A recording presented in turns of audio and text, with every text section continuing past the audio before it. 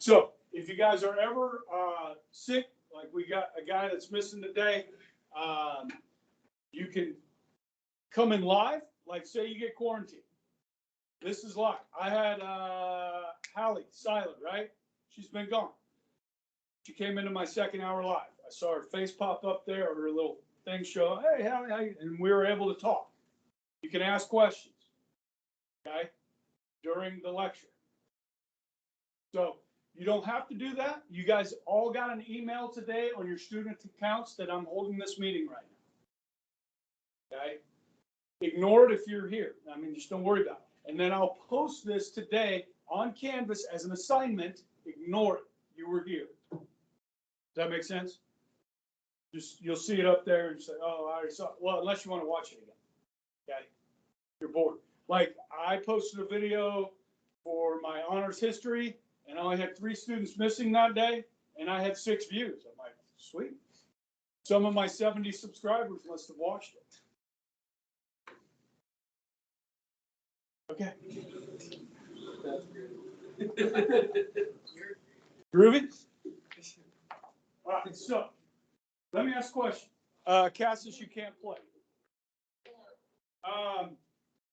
Does anybody know what year Abraham Lincoln was elected president? I think we already played this. I know. Sweet, do you remember? 1860. Yes. Okay.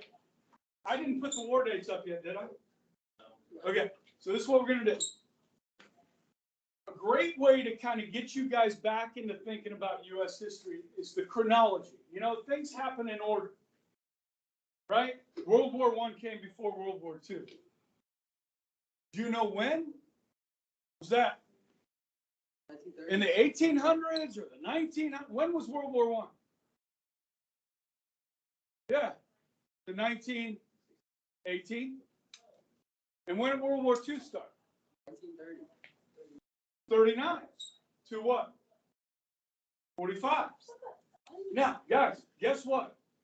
We have a ton to learn about between those 2 wars. Okay? Because between World War I and World War II, we act a specific way, okay, as a nation. After World War II, we learned from the mistakes from after World War I. We behaved totally different after World War II as a nation, okay? So, I mean, that's a big part of this class is figuring that stuff out, what we did, how we engaged with the rest of the world or not. All right, so I'm going to put this up. Now, this is on Canvas already. Okay, so you do not have to write this down. But on every test, there's going to be 2 bonus questions. Okay? And what the bonus questions will be is I'll give you 2 major battles, 2 major wars in American history. And if you know the beginning and ending date of those wars, you get a bonus point. I'll give you 2. You got a chance for 2 points. You might get 1, you might get 2. Okay? So today, going into tomorrow, I'm going to start going over these. Okay? When I get to 1989-90, which would be the first Gulf War, okay, which was in Kuwait and Iraq, I'm going to take a left turn. And that's when we're going to go in and study Afghanistan and the road to 9/11, 2001. Okay, so this will take me to get all the way through and talk about Afghanistan and 9/11 about 3 days, and then I'll do a brief review of World War I, and then we're off to the races with the notes. Okay, and I'll put the notes up. Did I put them up? I don't think I put them up for this class yet. I'll get, it'll be module 17. Guys, I'm not going to get a textbook for you guys. Is that okay? Okay. If you really want one, come see me and I'll get you a textbook. Okay. Now, Cassis was here for 0 hour the first day, and since he was the only one, I went through the syllabus in like 5 minutes, and then we started doing this and got through a few of them, and so you can't play. Okay. And you're going to hear some of the same crap over again. So if you want to take a nap for 30 minutes, you can. Or you can just soak it up. Good? Okay. Hey, no news on that front? Any news on the, okay. All right, American Revolution. Now, there were wars before this, guys. You know, we had a lot of Native American tribes in North America that fought against each other. So there were wars there. And then the first colonists that came, there were wars there as well. And then you had 4 wars between the British and the French, like Queen Anne's War, King George's War, the French and Indian War. Remember studying about that, the French and Indian War? Okay, we're not going that far back. Okay, we're going here. Okay, I got people falling asleep already. All right, so listen. 1775, April 19th, the shot heard around the world. Battles of Lexington and Concord. Now the British, now that's right outside of Boston. Any guys been to Boston? Boston's a great city, isn't it? How old were you, Coop?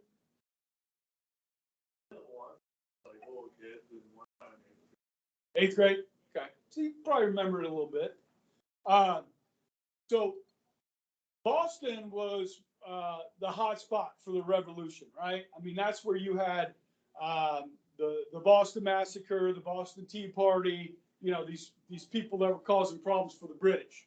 And so, but Thomas Gage, the British general, was sent out to Lexington and Concord. What was he looking for? Why did they go to Lexington and Concord? What were they trying to find out there? Well, yeah, some of the rebel troops, and they had stockpiled something out there. Weapons and powder, gunpowder, and muskets. Okay? The British wanted to disarm the colonists so that they would be easier to control. That's exactly what is happening in Afghanistan as we speak. The Taliban is disarming its citizens so they cannot resist. Follow me? This is the first thing a tyrant will do, is get rid of your weapons so you cannot defend yourself from the government. Okay? So they went out there to do that. They were met on the road by the Minutemen, the militia. Okay, and these guys were hiding behind trees, picking off the guys wearing the bright red coats. Oh, there they are. And they're marching in a column. They're easy to pick off. Okay, they're using traditional European linear tactics of warfare. We're using guerrilla warfare that we learned from the Native Americans. Okay, so kick them back. They don't make it to Concord, Lexington. Okay, then the war is on. You get Bunker Hill, and then you get some major battles. We put George Washington in charge, right? GW. Now, George Washington has been in the military. He's actually served with the British. Now he's fighting against the British. Now, George Washington does not have a stellar military career. In fact, he doesn't have a very good military career. They blame him for starting the French and Indian War. Okay? Now, Washington, though, is taking on Goliath, the best military in the world, the best trained military in the world, the best navy in the world by far, British have. And somehow, over 8 years, they're going to pull it off. Washington's aim was to never give up the army. Anytime they fought the British, and the British had more troops or they were going to trounce us, he turned tail and ran, got the hell out of there. Okay? Never give up the army. And so Washington holds out. Any guys ever seen the movie The Patriot with Mel Gibson? Mm-hmm. Violent. Yes. Great movie, ladies and gentlemen. Now that's about the war in the South. You know these Southern people, right? Any guys ever lived in the South? Where? Yeah. Texas. Okay. You guys know what rednecks are, right? I mean, we got rednecks in Kansas, okay? There's just a lot of rednecks in the South. They're different, okay? And these guys are fighting on their home turf. And the British they're brutal, you know what I mean? And so these guys are fighting. This movie, The Patriot, Mel Gibson plays this character that's really like a mixture of 3 different actual people during the Revolution. One was called the Gamecock. Okay, you heard of South Carolina Gamecocks. Another one's this guy named Morgan. And dude, they fight in the Battle of Cowpen, South Carolina, which is a strategic masterpiece, tactical masterpiece. If you study warfare, the way they fought that battle, the South, and defeated the British there was amazing. And they really show that in the movie. Okay. So yeah, this is Saratoga, New York, turning point. Show the British or show the French that we have a chance to win. The French is going to come in. The French are going to come in on our side with their navy, which is huge because we don't have one, and the British have the best. So Washington's going to hold out and eventually defeat Cornwallis at Yorktown. That's the final battle of the American Revolution in Yorktown. Okay, and any guys been in Yorktown, Williamsburg, Yorktown? They have like a whole city there in Williamsburg, Virginia, that is like colonial times. So like it looks like all the houses are the same from the colonial era and stuff like that. And you can go to the battlefield in Yorktown and you can see how the battle was fought. Pretty cool. I got a home video I took when I was there. Took the kids when they were pretty young. It was really boring for them, but the history teacher was like excited. Okay? I won't show you that. But if I was teaching my War and Peace class, I'd show it. So 8 years. George Washington told his wife, what was his wife's name? First Lady. Martha. Martha Washington. He said, Martha, 1775. Martha, I'll be home for Christmas. 8 years later, he came home for Christmas. Okay? He was fighting the war, winning the war. Okay? He's the father of our country, guys, and was our first president under the new Constitution. Okay? So George Washington plays a huge role here and is an American hero that should be celebrated. Okay? And we should not forget this history. Okay? It's who we are. It's where we come from. Okay? All right. So can anybody in here trace their family roots back to the American Revolution? Have you heard of the daughters of the American Revolution, sons of the American Revolution?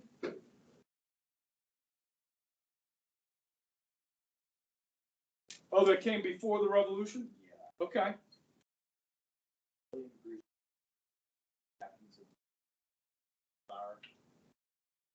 Excellent. And did your family tree kind of run to that? Yeah. Sweet. So the Mayflower was what? What year was that? Is that 14? Is that one of Columbus's ships? The Mayflower Compact. So that was 1620. Plymouth. Yeah. Okay. Yeah. Sweet. Isn't like 25% of America. Like descendants of? Yeah. Oh, maybe. I don't know. I haven't heard that. I think it's like a 3%. Okay. And you got family that kind of mom's side, dad's My side? dad's side. Dad's side? Yeah. Taylor? Yeah. Okay. Yeah, so the first Ebrite came to Switzerland in 1740 to Lancaster, trace it back to Lancaster, Pennsylvania. And then his son Philip fought in the Battle of Three Rivers up in Quebec in the American Revolution. And I'm a descendant of those guys there on that side. So You're from Quebec? we're from Switzerland. Did you have family in Quebec? No. But there's Ebrites, Ohio, Pennsylvania. Not many Ebrites. More Taylors and Roosters, I would imagine. Okay. All right, so next war, War of 1812. I mean, just by the name, you assume it lasts 1 year, right? Okay. It goes 1812 to 1815. Okay. Now, we're fighting the British again. Now, you might remember some of the stories from this. Remember they got down to Washington, D.C., and they tried to burn down the White House? Okay. Now, I don't know if you know this or not, but the White House wasn't always white. It was stone color. It was quarried out of stone. And then when they torched it, they didn't burn it down. They did torch it. So they painted it white. So prior to that, it was called the President's House. And then once they painted it white, they started calling it the White House. Okay? And then Dolly Madison did something famous. What did she do? James Madison was president during this war. Dolly, his wife, what did she do? The White House was burning. I don't know. She grabbed. All right, Cassis. Got a big portrait of George Washington and saved it from burning in the fire. Dolly Madison. So where's that now? Probably in the Smithsonian. That's so cool. Have you been to the Smithsonian? The art one is amazing. The art museum there is amazing. They had the Mona Lisa there for a while. Yep. It was on loan, but normally it's in the Louvre. You know where the Louvre is? Paris. They have a lot more history than we do in Europe. Okay, real quick. One of the most famous battles here was the Battle of New Orleans. Okay, Andrew Jackson is the hero of the Battle of New Orleans. Okay, you used to be able to go to New Orleans and see they had a big statue, like bronze statue of Andrew Jackson there, but they took it down. Jackson did some really good things and he did some bad things. You've all heard of the Trail of Tears. That was Andrew Jackson. Okay, but when he was 6 years old, during the American Revolution, the British attacked his house and killed some of his family and captured him. He hated the British, and he got them back at the Battle of New Orleans. Okay. Now that battle actually took place after the peace treaty had been signed. They didn't have cell phones back then, or telegraph. Okay, so word had not spread down there yet. Okay, on my mom's side, remember this name from last year in history, Commodore Matthew Perry. Yes. And then he had a brother named Oliver Hazard Perry, who defeated the British in the Battle of Lake Erie. Okay? I'm a descendant of the Perry brothers, my mom's side.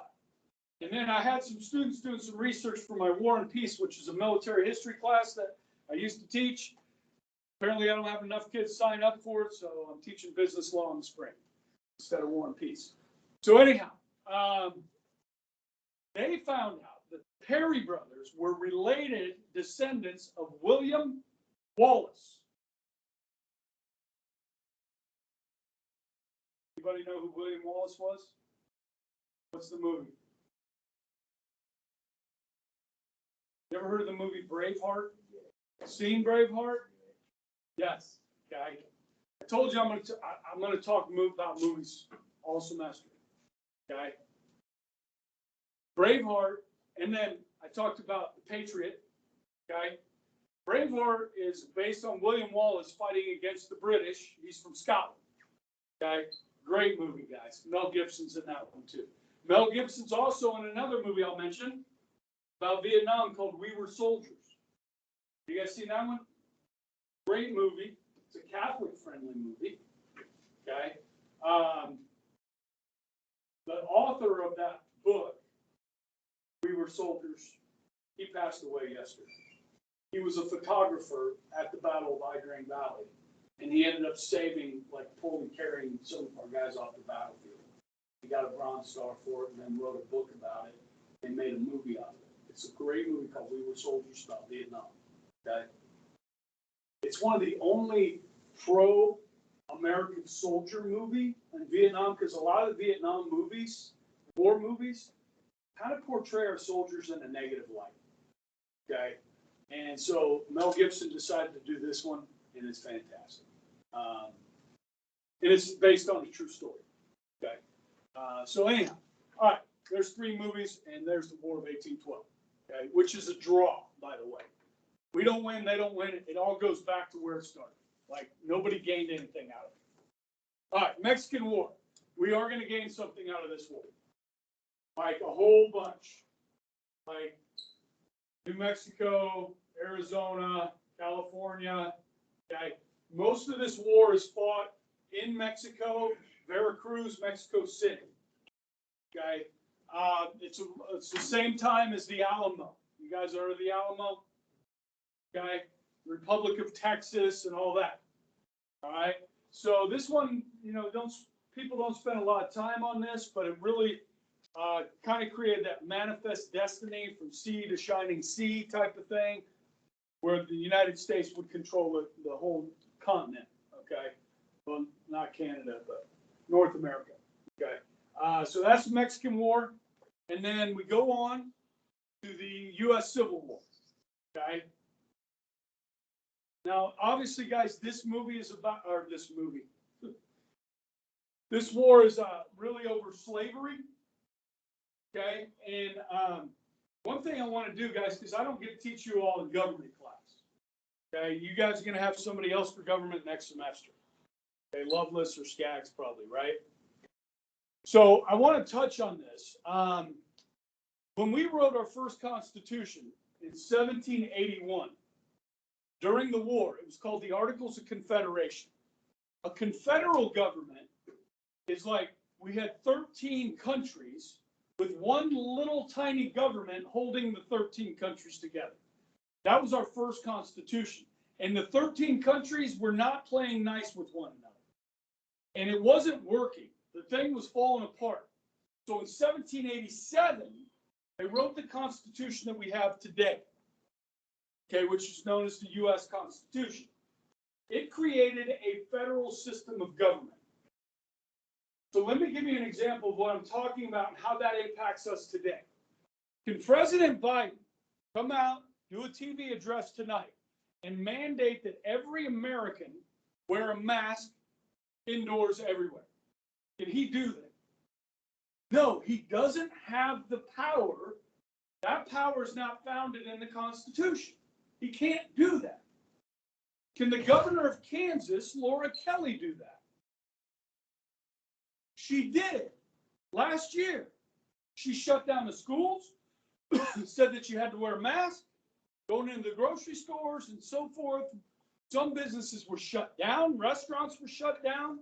They could only do carry out. You guys remember this, right? She mandated that. Then the state legislature in Topeka said, that's too much power, Mrs. Governor. We're taking that power away from you. So only who today could tell us to all go back to wearing masks? Not the president, not the governor, not the mayor. Sedgwick County Health Director, who lives here in Sedgwick County, lives in one of our neighborhoods. He is very close to us. He will study the numbers in Sedgwick County. And if he feels like the numbers are getting really high in Sedgwick County, he may mandate that we all wear masks again. Now, who would you rather have the power to make that decision? President of the United States or somebody that lives where we live? That, people, is called federalism. Okay, it prevents a small number of people in a faraway place called Washington, D.C. from controlling everything we do. You understand? Like what we teach in school is generally decided by state and local governments. USD 259 is a local government. It's a school board of elected people that live in that district that make those decisions about whether you're going to wear masks or what you're going to learn.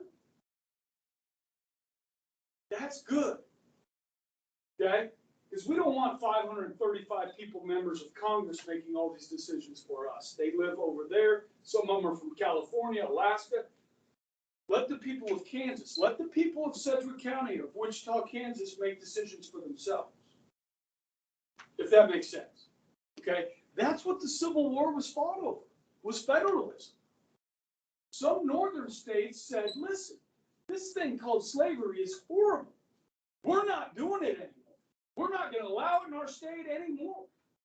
And then the southern states said, well, we are going to allow it. We need it, and we're going to keep using it. And then by the time we get around to Abraham Lincoln, guys, the national government says, you know what? we're gonna do away with this. This other state says, you don't have the power in the Constitution to do that. And in reality, guys, they probably didn't, but it was the right thing to do. And so they resisted, and then they said they're gonna leave, they're gonna secede, leave the country, which they can't do in the Constitution, you're not allowed to. If you're given permission, you can leave. That if Kansas wanted to secede from the Union and the US government gave us permission, we could. Okay, but they're not gonna do that. You know what I mean? Like if Florida or Texas said, you know what, we're leaving, you can't. Okay? Without permission. And so they left anyways, and then we went to war. To preserve the Union, correct? Obviously, slavery was the overlying issue, but so was federalism and states' rights. That makes sense. Yeah? Okay? So just give me a little government in there. Relevant. Okay, this is our bloodiest war, guys. Anybody know how many people died in this war? Like combat deaths? Soldiers that died? It's just under 1 million. Anybody know how many Americans died in Afghanistan over the last 20 years? Any idea? About 2,200.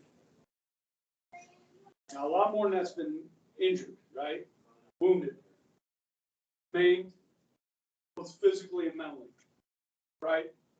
So, look, as far as like casualty numbers and stuff, I mean, the instruments of war have changed and so forth. I don't know how well you guys studied the Civil War, but most people died in the first 6 months of the war. You ever hear this, like if you go to Mexico, they say, don't drink the water? Okay. It's not that the water's bad in Mexico. People that live in Mexico drink the water. It's just your body's not used to it. And if you're from Mexico and you come to the States, you might be careful about drinking the water here because your body's not used to the water here. Same thing in Europe. Most people during the Civil War have never left the county they were born in. And so when they started traveling to other places, their bodies were not used to the water. And what happens if you drink the water in Mexico? You get sick. You get diarrhea. Or you start throwing up. And you get dehydrated. When you get dehydrated, and that lasts for days and weeks, sometimes you die. Okay? So if you survive the first 6 months of the Civil War, chances are you had a good chance of surviving the war. Most people died quickly. And a lot of them from disease. Okay? So that's some interesting stuff to study. Okay, sorry. All right. What time do we got? 20, is the bell about to ring, or I got 5 minutes? 5 minutes. Okay, let's do the splendid little war. 1898, 1899. Does anybody know where this war against the Spanish was fought? Max. Cuba and? Oh, you got the right letter. Well, no, we did get Puerto Rico out of this, but on the other side of the world. Philippines. Philippines. Okay, now guys, this is important for this class that we're going to study the 20th century because look, we got rid of the Spanish for the Cubans. The Cubans are like, thank you for getting rid. Now, we didn't take over Cuba, but we did take over Puerto Rico and the American Virgin Islands. Any guys been to Puerto Rico, the American Virgin Islands? Gorgeous, man. Caribbean is beautiful. I highly recommend it. If you ever get a chance to go to the Caribbean, go to the Caribbean. Okay. Even places like Cancun, Mexico, you know, I mean, it's just unbelievable, right? So anyhow, but in the Philippines, we got rid of the Spanish for the Filipinos. So when the Filipinos celebrate their Independence Day, like we do July 4th, they celebrate their independence from Spain that we gave them. The problem is, we decided that once we got rid of the Spanish in the Philippines, we would take over. And so we made the Philippines a territory. The United States did. So this would be a war of what's called imperialism, where we like take territory for ourselves. Now, in 1946, we left the Philippines, we gave it back to them, okay, on July 4th, 1946, which is ironic. We gave them their independence from us on the day we celebrate our independence. Isn't that ironic? Come on, people. Okay, now listen. We will control the Philippines from about 1900 to 1946, which means for this class, guys, as the Japanese Empire begins to expand in 1930s, we have Americans right here, right there. And we know that the Philippines will become a target of the Japanese. Okay, so this is something we have to pay attention to as we go into this class. Does that make sense? So the Spanish-American War started when the Maine blew up. The USS Maine was parked in Havana Harbor, and it blew up. We blame the Spanish. You guys remember your teacher talking about this? They did a study back in the 70s. The USS Maine was a coal-powered ship. So they have a big furnace inside the ship. Shovel coal in there and it burns and it creates, the power that would steam the engines. And right next to the furnace, the wall that the furnace was on, the munitions, the bombs were on the wall. And they think that it was probably an internal combustion that blew up the ship, not the Spanish. But the newspapers were all calling for war too. They called it yellow journalism. They were beating the drum of war against Spain. So we went to war. Okay, we got Puerto Rico, Philippines, American Virgin Islands out of it. Okay, yeah. So, I mean, we could give Puerto Rico its independence today, like we did with the Philippines. Do they want that? Not at this point. The Puerto Ricans get the same benefits of being Americans without having to pay for it. I mean, they're protected by the United States. You know what I mean? They don't have to worry about that. They got to worry about hurricanes and earthquakes. Other than that, it's kind of nice down there. I mean, there's rough parts of Puerto Rico. You know what I mean? They have some same problems we have with poverty, some, and crime and stuff like that. But generally, it's a pretty good place to live, Puerto Rico. Okay. Yeah. So we'll pick up from there with World War I. World War II, Korea, Vietnam, and the Cold War tomorrow. Good? Getting you back into American history here.